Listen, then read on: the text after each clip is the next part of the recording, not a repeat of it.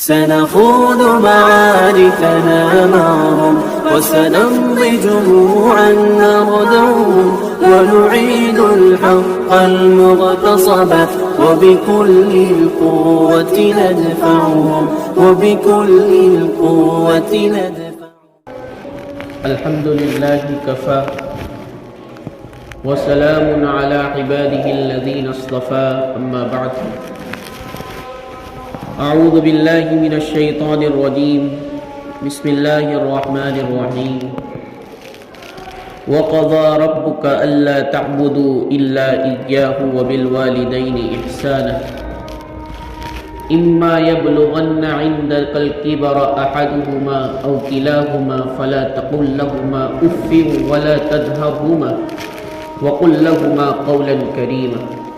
صدق الله العظيم. قابل احترام بزرگوں اور عزیز دینی بھائی، اللہ پاک نے انسانوں پر دو طرح کے حقوق رکھے. ایک ہے حقوق اللہ، یعنی وہ حقوق جو اللہ تبارک و تعالیٰ سے متعلق، جیسا کہ نماز پڑھنا، جیسا کہ روزے رکھنا، جیسے کہ حج کرنا وغیرہ. اور دوسرے قسم کے جو حقوق ہے وہ بندوں سے متعلق، اور اسے کہا جاتا ہے حقوق العباد. جیسے ہمارے آپس میں مسلمان بھائیوں سے کیا تعلق ہونا چاہیے، والدین کے ساتھ کیا سلوک کرنا چاہیے، بھائی بہنوں کے ساتھ ہمارا کیا برتاؤ ہو، اسے کہتے ہیں حقوق العباد. حقوق العباد میں سب سے زیادہ اہم اور سب سے افضل جو حق ہے وہ ہے والدین کے ساتھ حسن سلوک. اس کی اہمیت کا اندازہ آپ اس بات سے لگائیے کہ قرآن پاک میں اللہ پاک نے بہت سارے مقامات پر اپنی عبادت کے ساتھ والدین کے ساتھ حسن سلوک کا حکم فرمایا. ارشاد باری تعالیٰ ہے وَقَضَى رَبُّكَ أَلَّا تَعْبُدُوا إِلَّا إِيَّاهُ وَبِالْوَالِدَيْنِ إِحْسَانًا، کہ اللہ تبارک و تعالیٰ نے یہ فیصلہ کر دیا ہے کہ عبادت صرف اللہ کی جائے گی اور والدین کے ساتھ حسن سلوک کرو.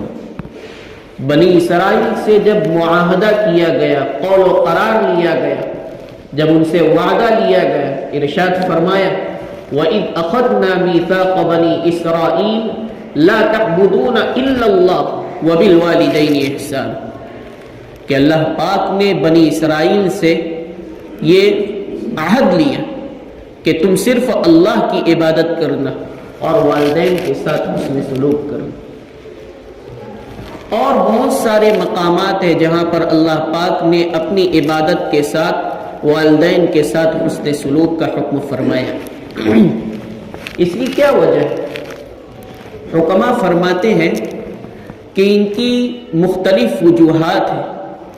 من جملہ ان میں سے بنیادی وجوہات یہ کہ جس طرح اللہ پاک انسان کو پیدا کرنے والے، اللہ تبارک و تعالی حقیقی خالق ہے، انسان کو پیدا کرنے والے اور تمام مخلوقات کو پیدا کرنے والے.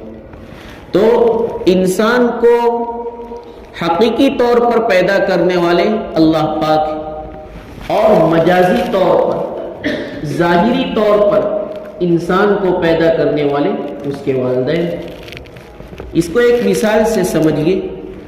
جیسا کہ کسان ہل جوتتا ہے اور قسم قسم کے پھول، قسم قسم کے میوہ جات ہمیں حاصل ہوتے، ہم اس حسین منظر کو دیکھ کر، قسم قسم کے میوہ جات پھل فروٹ کو دیکھ کر یہ کہتے اللہ کی کیا قدرت ہے. وہیں دوسری طرف ہم یہ بھی کہتے ہیں کہ کسان نے بہت ہی عمدہ طریقے پر ہل جوتا ہے، جس کے نتیجے پر یہ فروٹ، یہ پھل، یہ میوے اور یہ پھول ہمیں حاصل ہوئے. تو گویا کہ ہم کیا کہہ رہے ہیں؟ حقیقت میں پیدا کرنے والے تو اللہ تعالیٰ ہے، لیکن ظاہری طور پر ان پھولوں کو پیدا کرنے والا، ان پھلوں کو پیدا کرنے والا، ان میووں کو پیدا کرنے والا کسان۔ اسی طرح ہمارے حقیقی خالق، حقیقی طور پر پیدا کرنے والے تو اللہ تعالیٰ ہے، لیکن ظاہری طور پر ہمیں دنیا میں لانے والے، جو ہمیں دکھائی دیتا ہے ظاہری طور پر ہمیں دنیا میں لانے والے ہمارے والدین۔ اس لیے اللہ تبارک و تعالیٰ نے جگہ جگہ پر اپنی عبادت کے ساتھ والدین کے ساتھ حسن سلوک کا حکم فرمایا۔ یہ پہلی وجہ۔ دوسری وجہ یہ ہے کہ ہم دنیا میں اللہ تبارک و تعالیٰ کے انعامات کو حاصل کرتے ہیں۔ اللہ تعالیٰ آسمان سے موسلادھار بارش برساتے ہیں، اللہ پاک زمین سے قسم قسم کی چیزیں نکال کر ہمیں کھلاتے ہیں، لیکن اللہ تبارک و تعالیٰ ان انعامات پر بدلہ نہیں چاہتے، اللہ تبارک و تعالیٰ اپنی تعریف نہیں چاہتے۔ اسی طرح والدین بھی ہمارے بچپنے سے لے کر جب تک کہ ان کے بس میں ہے کماتے ہیں اور ہمیں کھلاتے ہیں، کبھی بھی کسی قسم کے بدلے کا مطالبہ نہیں کرتے، تعریف کی خواہش نہیں کرتے۔ تو یہ اللہ پاک کے ساتھ ان کی مشابہت ہے۔ اور بھی مختلف وجوہات بیان کی گئی ہے، جیسا کہ اللہ تبارک و تعالیٰ بندے پر جب نوازش کرتے ہیں تو اس کے بعد اللہ تعالیٰ افسوس نہیں کرتے، گرچہ بندہ کتنا ہی گناہ گار ہو، مسلمان بندہ گناہ گار ہو، فسق و فجور میں مبتلا ہے، اللہ تعالیٰ اسے بھی نوازتے۔ ایک غیر مسلم ہے، بتوں کی پوجا کرنے والا ہے، سکھ ہے، عیسائی ہے، ان پر بھی اللہ تبارک و تعالیٰ انعامات فرماتے، نوازش فرماتے، لیکن اللہ پاک افسوس نہیں کرتے، رنج نہیں کرتے۔ اسی طرح ہمارے والدین بھی ہم پر کروڑوں نعمتیں برساتے، ہم پر کروڑوں روپیے پیسے خرچ کرتے، کھانے پینے کی اشیاء کے انتظامات کرتے، اور ان انتظامات کے بعد کبھی رنج اور افسوس نہیں کرتے، گرچہ ہم والدین کے نافرمان ہی کیوں نہ ہو، والدین کا کہنا ماننے والے کیوں نہ ہو، پھر بھی والدین رنج افسوس نہیں کرتے۔ تو اس وجہ سے اللہ تبارک و تعالیٰ نے اپنی عبادت کے ساتھ والدین کے ساتھ حسن سلوک کا حکم فرمایا کہ والدین کو احسانات کرنے میں، نوازش کرنے میں اللہ پاک کے ساتھ بڑی مشابہت حاصل ہے۔ والدین کا مقام کیا ہے؟ اس کے لیے حضور علیہ السلام کے چند ارشادات ہی کافی تھے۔ ایک موقع پر حضور علیہ السلام کی خدمت میں ایک صحابی معاویہ بن جاہیمہ سلمی رضی اللہ تعالیٰ عنہ حاضر ہوتے اور آ کر عرض کرتے، یا رسول اللہ، میں آپ کے ساتھ جہاد میں شریک ہونا چاہتا ہوں تاکہ اللہ کی خوشنودی کو حاصل کروں اور جنت میں داخل ہو جاؤں۔ حضور علیہ السلام نے اس صحابی سے پوچھا، افسوس ہے تجھ پر، کیا تیرے والدین زندہ ہیں؟ اس نے کہا کہ والدہ حیات۔ حضور علیہ السلام نے ارشاد فرمایا کہ جا کر ان کی خدمت کرو۔ وہ صحابی پھر دوسری طرف سے حاضر ہوتے اور آ کر کہتے، یا رسول اللہ، میں آپ کے ساتھ جہاد میں شریک ہونا چاہتا ہوں تاکہ اللہ کی خوشنودی کو حاصل کروں اور جنت میں داخل ہو جاؤں۔ حضور فرماتے، تیری والدہ زندہ ہے، جا ان کی خدمت کر۔ پھر وہ صحابی تیسری طرف سے حاضر ہوتے اور یہی عرض کرتے، آپ کے ساتھ جہاد میں چلنا چاہتا ہوں تاکہ اللہ کی خوشنودی کو حاصل کروں اور جنت میں داخل ہو جاؤں۔ تو حضور علیہ السلام نے ارشاد فرمایا کہ تیری والدہ حیات ہے، ان کی خدمت کر، یہی تیرے لیے جہاد سے بڑھ کر ہے۔ اور اسی کے ساتھ ارشاد فرمایا، الجنت تحت اقدام امہاتکم، کہ جنت تمہاری ماؤں کے پیروں تلے۔ چنانچہ یہ صحابی جاتے اور اپنی ماں کی خدمت میں لگ جاتے۔ اس حدیث کے ضمن میں شیخ الرئیس بو علی سینا فرماتے ہیں کہ 3 مرتبہ جو آپ علیہ السلام نے ان صحابی کو منع کیا اور 3 مرتبہ یہ صحابی آئے، اس کی کیا حکمت اور وجہ ہے؟ وہ فرماتے ہیں کہ 3 مشقتیں اور مصیبتیں ایسی ہیں جو ماں برداشت کرتی ہے، باپ برداشت نہیں کرتا۔ وہ فرماتے ہیں پہلی مشقت اور مصیبت وہ کہ والدہ اپنے پیٹ میں بچے کو 9 سے 10 مہینے تک رکھتی، اس کو کیا تکلیف ہوتی ہے وہی جانتی ہے۔ آپ ان حضرات سے پوچھئے جنہیں پتری کا مرض ہوتا ہے، چھوٹی سی پتری ہوتی ہے، جب وہ ابھار کرتی ہے تو انسان کس طرح تڑپتا ہے، گویا کہ مچھلی کو پانی سے نکال دیا گیا اور اس کے بعد مچھلی خشکی پر تڑپ رہی ہو، اس طرح انسان جب پتری ابھار کرتی ہے تو تڑپتا ہے۔ چھوٹی سی پتری ہوتی ہے، اس کی وجہ سے اس کی جان نکل جاتی۔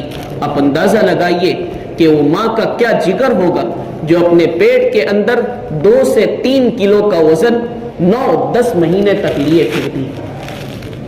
یہ ایک مشقت ماں ہی اٹھاتی ہے جسے باپ نہیں اٹھاتا۔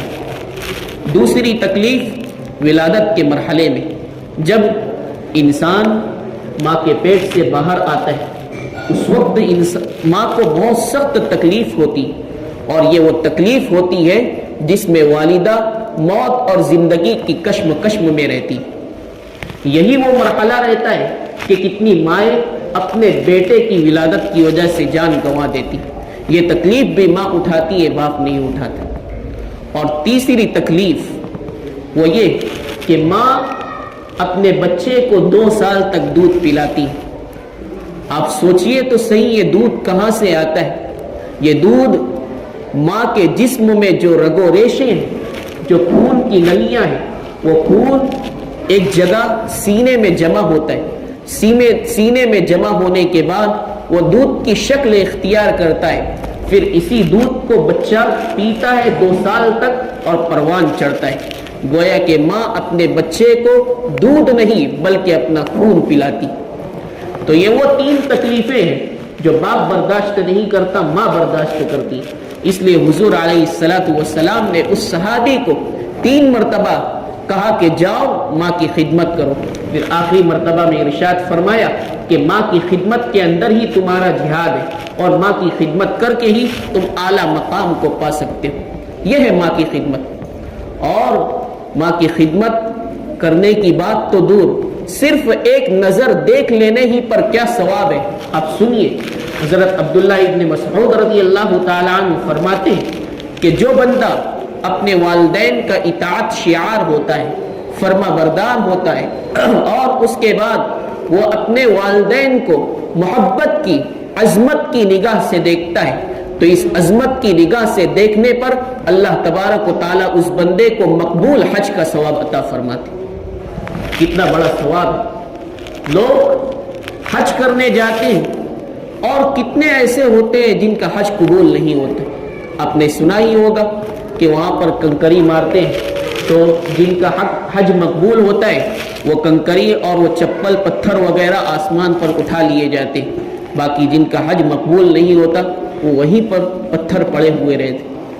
تو لوگ خوب پیسے خرچ کر کے حج کرتے ہیں، اور کتنے ایسے ہوتے ہیں جن کا حج مقبول نہیں ہوتا۔ یہاں تو فری میں مقبول حج کا ثواب مل جا رہا ہے کہ ہم ماں کو محبت کی نظر سے، عظمت کی نظر سے دیکھیں تو اللہ پاک والدین کو دیکھنے پر اللہ پاک مقبول حج کا ثواب عطا فرماتے۔ صحابہ کرام ثواب کے سلسلے میں بہت حریص تھے۔ ہمارا کیا معاملہ ہے؟ ہمارا یہ معاملہ ہے کہ اگر کوئی بورڈ لگ جائے اور اس میں یہ ہو کہ فلاں دن رات میں عشاء کے بعد مشاعرے کا نظم ہے، اور مشاعرے کے بعد دعوت کا بھی نظم رہے گا، اور ہر شریک ہونے والے کو 100 روپیے 200 روپیے دیے جائیں گے۔ آپ اپنے دل سے پوچھئے کیا پورا گاؤں وہاں پر جمع نہیں ہو جائے گا؟ ضرور بھی ضرور جمع ہوگا، لیکن جہاں ہم ثواب کے سلسلے میں سنتے ہمیں یقین ہی نہیں۔ ہم سنتے ہیں کہ رمضان المبارک میں 1 نیکی کرنے پر 70 نیکی ملتی، لیکن پھر بھی ہم سوائے روزے اور تراویح کے کوئی عبادت نہیں کرتے۔ اسی طرح مسجد بنانے کے سلسلے میں ہم سنتے ہیں من بنا للہ مسجدا بنا اللہ لہ بیتا فی الجنہ، کہ جو اس روئے زمین پر اللہ کے لیے اللہ کا گھر بنائے گا تو اللہ تعالیٰ اس کے لیے جنت میں محل بنائیں گے۔ باوجود یہ کہ مالدار ہے، پیسوں کے انبار ہے، کوئی تیار نہیں ہوتا. کچھ پیسے لگا دے، اس کا ہی بہت ثواب ہے، صدقہ جاریہ ہے، آپ مر جائیں گے پھر بھی اس کا ثواب آپ کو ملتا رہے گا. ہم سنتے ہیں لیکن عمل ہی نہیں کرتے. بہت بڑی کمی ہے اور ہماری جانب سے بہت بڑی کوتاہی ہے کہ ہمیں اللہ کے وعدوں پر یقین نہیں. آخرت کے اعتبار سے جو ثواب بیان کیے گئے اس پر ہمارا یقین نہیں. ہمارے یہ ناقص مومن ہونے کی علامت ہے. اگر ہم کامل مومن ہوتے تو حضور علیہ السلام نے جو وعدے ہم سے کیے اس پر یقین ہوتا. تو آپ اس پر یقین رکھیے کہ حضور علیہ السلام نے فرمایا کہ والدین کو محبت اور عظمت کی نگاہ سے دیکھنے کا ایک مقبول حج کا ثواب ملتا ہے.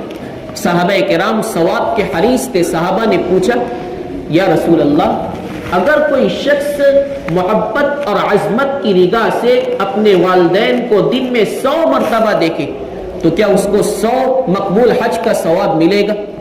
حضور علیہ السلام نے ارشاد فرمایا اللہ تبارک و تعالیٰ کی ذات اس سے بھی بڑھ کر ہے.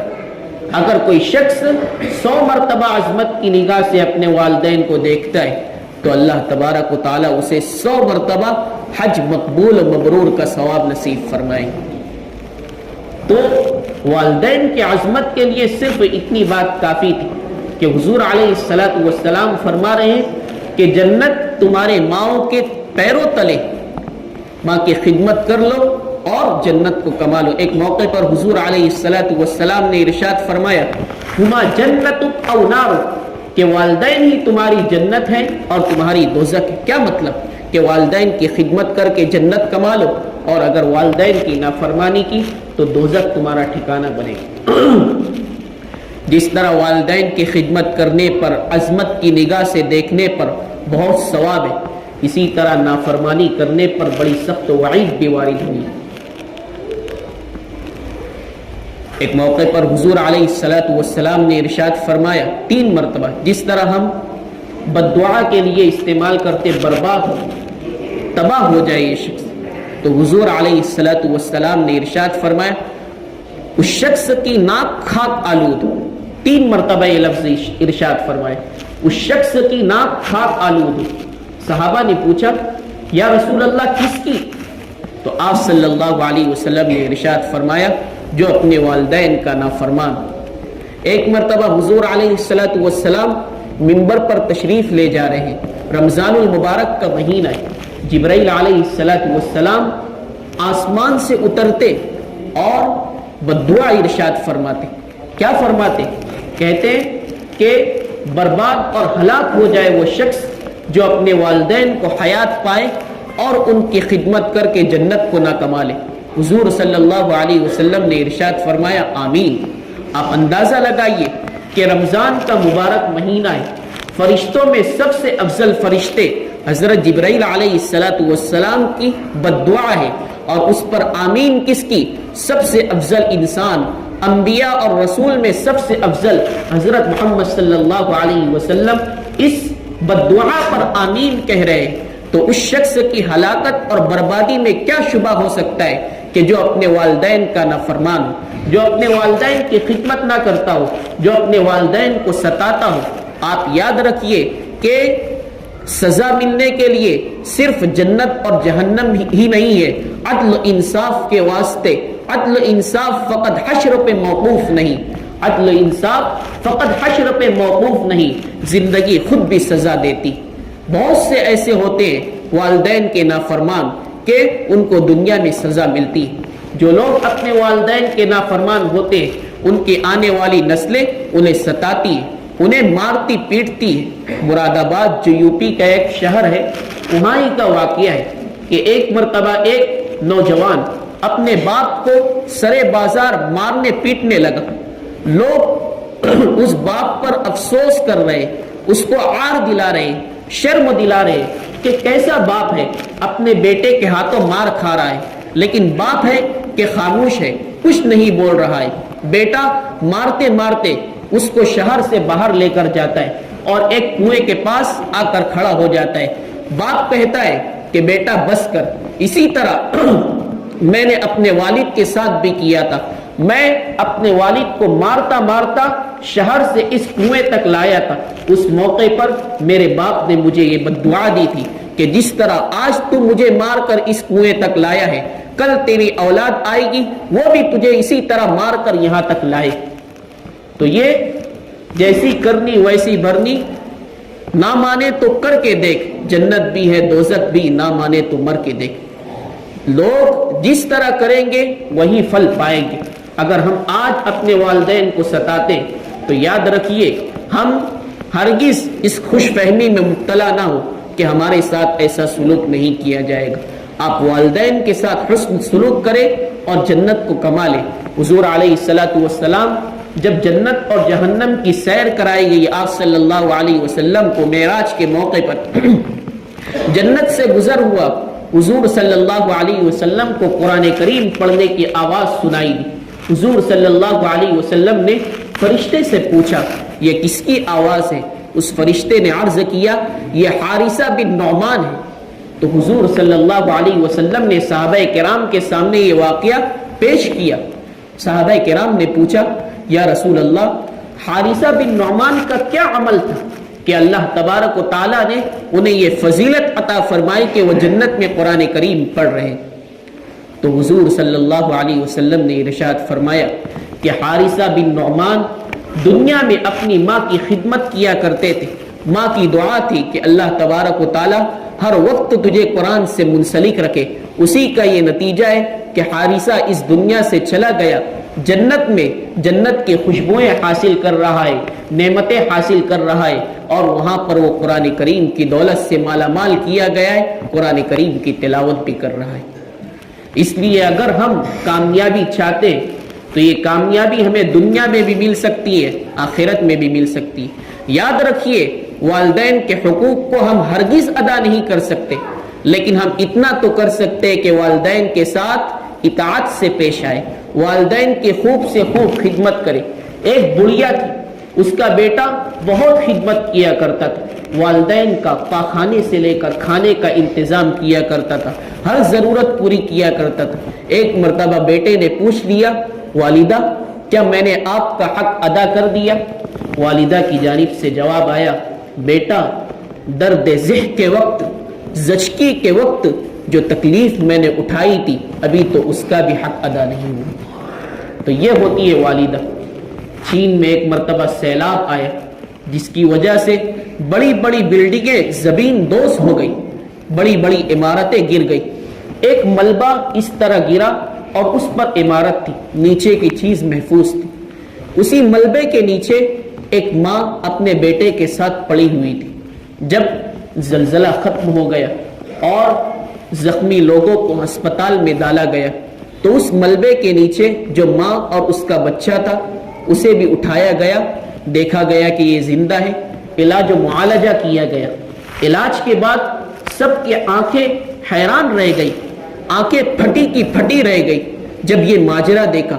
کیا ماجرا دیکھتے کہ جو ماں ہے اس کے ہاتھوں کی تمام انگلیاں اس کا پوروا کٹا ہوا ہے.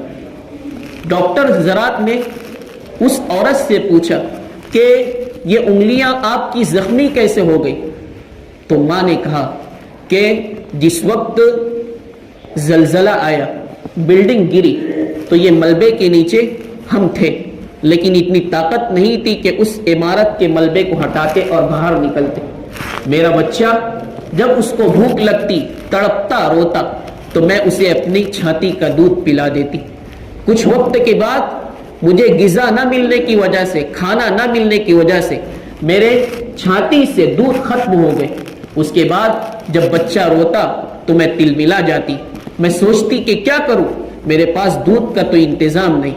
تو میں نے اپنے پوروے کو اپنے دانت سے چبایا, جب خون نکلنے لگا تو وہ خون اپنے بچے کے منہ میں ڈال دیا. بچہ پھر پرسکون ہو گیا. کچھ وقت کے بعد پھر بچہ رونے لگا. اسی طرح میں نے دوسری انگلی کے ساتھ کیا, پھر تیسری, چوتھی, پانچویں, 10 انگلی کے ساتھ میں نے اس طرح کیا. میرے جسم کا خون خشک ہو گیا, میں بے ہوش ہو گئی. میرا بچہ بھی تڑپ تڑپ کر, رو رو کر بے ہوش ہو گیا اور ہماری زندگی باقی رہی.